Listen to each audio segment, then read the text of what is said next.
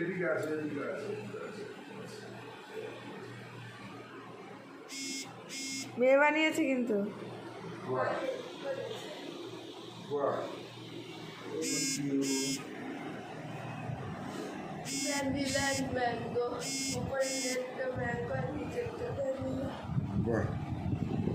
চন্দ্র এই দেখ father's day হয়ে গেল চন্দ্র। Thank you. একটু ধরো, ওদেরকে চিনি।